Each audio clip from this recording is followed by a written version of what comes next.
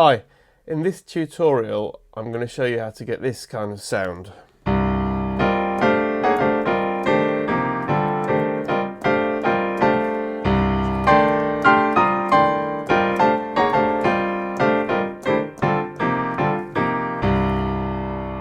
comping and playing using just 5 Quartal Harmony chords on which you can build that approach. Okay, so basically, first of all, Quartal Harmony is a chord built in fourths rather than thirds. So if we have a normal C minor 7, like that, you can see it's built in thirds, and if I sort of comp around with this sort of sound using different inversions, we get this kind of sound. Nice, close, descriptive, okay?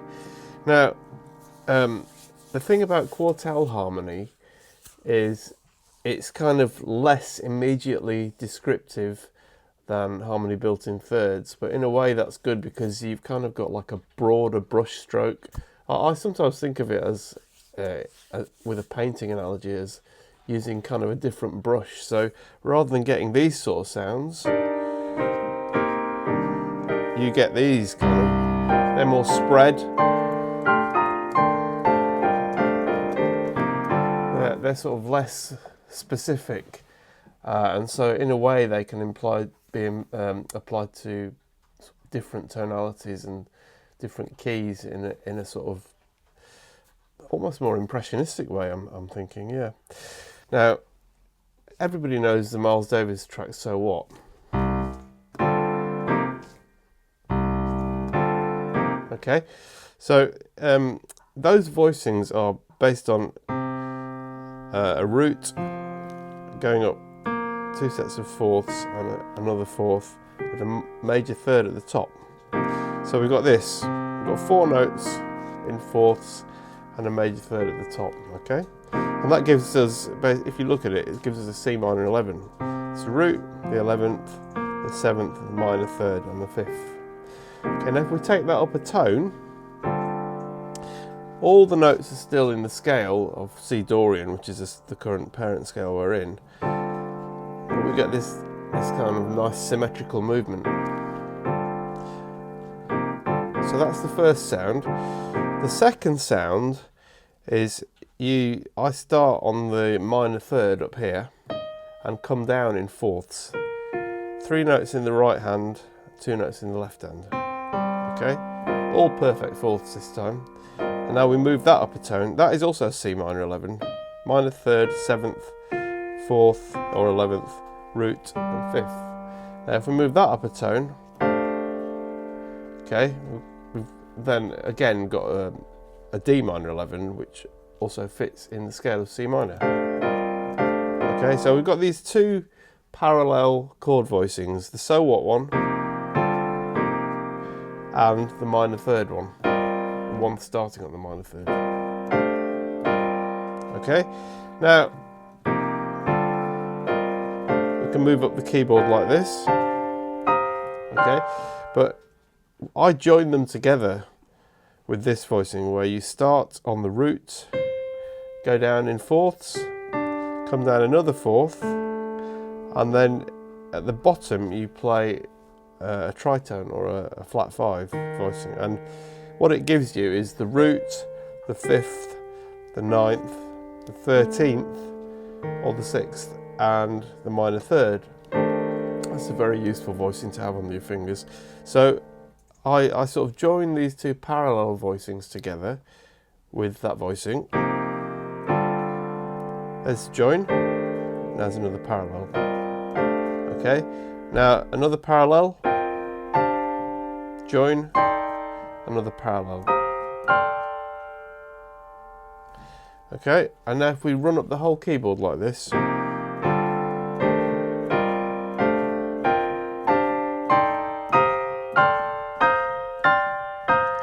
it works very well actually.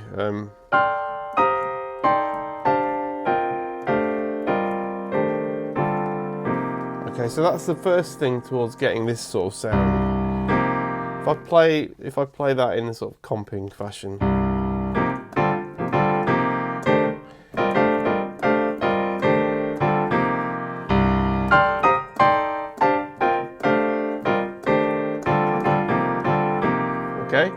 Now that's using only those chords.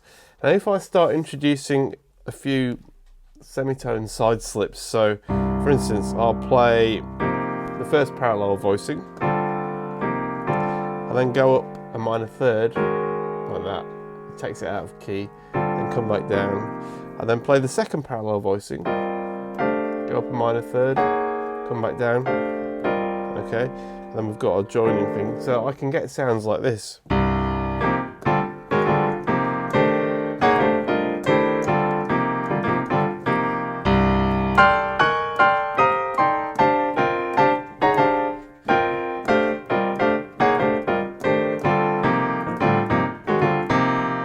Okay, so that's that sound, that's that particular sound. Now, what I was also doing, those 5 voicings are the basic. What I was also doing is, if I wanted to spread it out more, I was starting to play, like, for instance, the minor third voicing up there in my right hand, and if we were using the voicings I've just been talking about, I would normally play the left hand there. Okay, but I was doing this a little bit, which is maybe play that, which is kind of the second half of that parallel voicing in the left hand.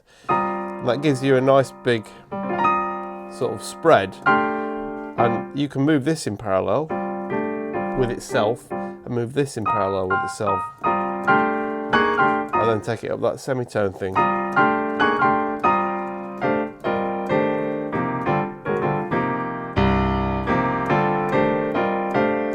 Okay, so, and again, you see what I've done, I'm expanding the voicings as they go up the keyboard.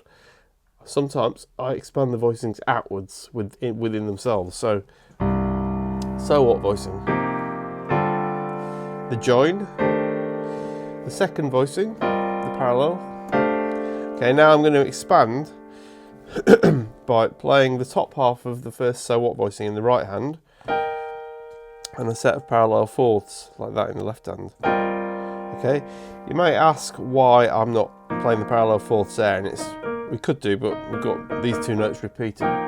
Kind of sounds a bit hollower. This is more full. Okay, so this is up the normal run that I've just showed you. Now I'm expanding outwards. Okay, now I'm going to, with fourths, expand outwards some more. I'll move this up to there, perfect fourths, perfect fourths. Okay, now I will move this up in perfect fourths again, and move this down to the bottom half of the join voicing. Okay, so we get this effect.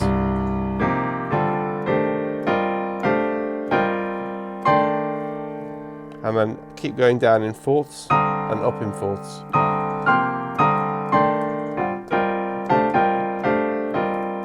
Okay, so you can see how using those sort of 5 voicings as a sort of a basic starting point, and then moving the hands around in fourths, we can get quite big, expansive comping things going on.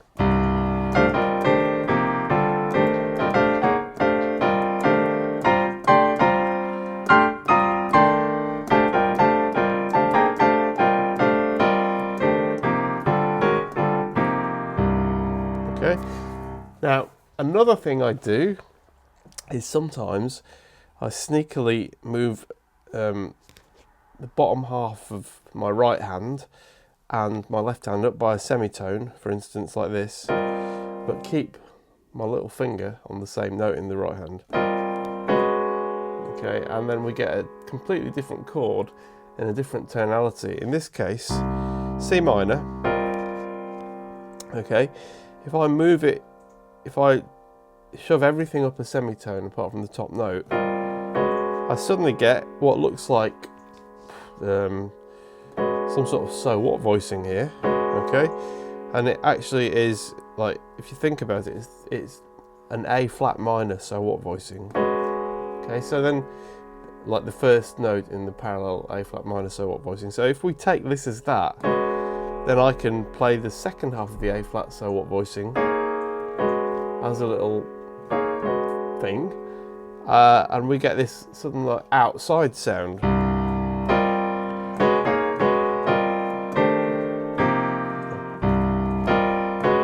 Let's try moving this stuff up another semitone. So what I'm doing there is I'm staying in fourths for pretty much, well, the bottom 4 notes of the voicing, and then keeping my little finger or 4th finger on the top note.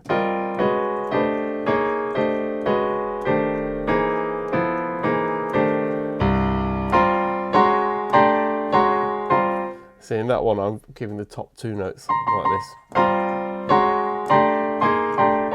Okay, that's just an effect. It shifts the tonality temporarily, like outside, and then in another video I can show you that by doing that you can alter right hand soloing. I'll give you a brief demonstration.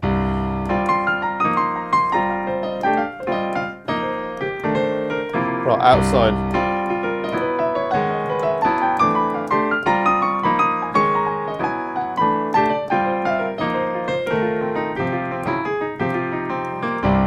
That's just me sort of reacting with my right hand to what my left hand is doing, but that's for another time.